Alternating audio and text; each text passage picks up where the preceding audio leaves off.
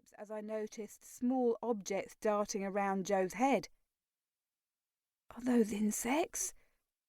Don't tell me she let her science experiment escape. My gaze fell to the floor at Joe's feet, where pieces of glass scattered across the rug.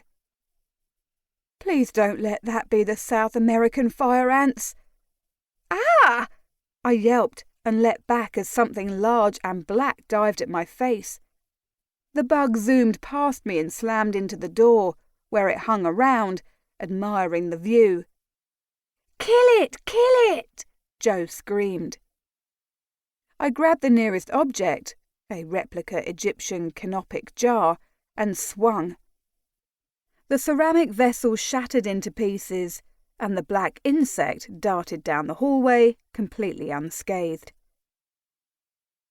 What was that? I demanded, watching it flit across her portrait of Sir Bernard Spilsbury. He was the father of forensics, so I discovered in a 45-minute impromptu lecture after I'd innocently asked Joe about it the other day. It's a locust. I accidentally knocked the jar and it smashed, and now they're all over the apartment. Joe swung an anatomy textbook at the wall. She let out a satisfied "Yeah!" as she connected with her target, leaving an ugly brown smudge along the paint as she drew back and swung again. You're telling me the flat is crawling with locusts? I ducked as another angry insect dove at my head. It's less crawling and more swarming. I covered my head with my arms and ducked into the kitchen. Locusts flew around the room like a whirlwind, pinging off the windows and diving at the dirty dishes stacked in the sink. In seconds, they reduced the herb garden on the windowsill to a bare dirt patch. I fumbled under the sink, barely able to read the labels on the cleaning products. My fingers closed around an aerosol can. Fly spray.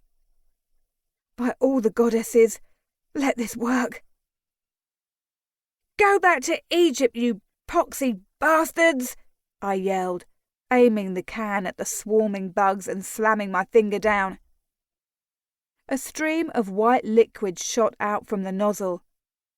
I swung my arm around, laughing maniacally as I coated the insects. Take that, you grotty little wankers! Oh no! That's cooking spray! Joe yelled. What? Oh, shite!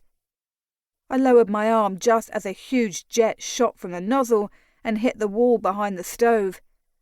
Oily bubbles exploded all over the kitchen, coating the floor and the walls and Joe's Victorian apothecary set, and Joe, and also me, in a layer of slick, sticky oil.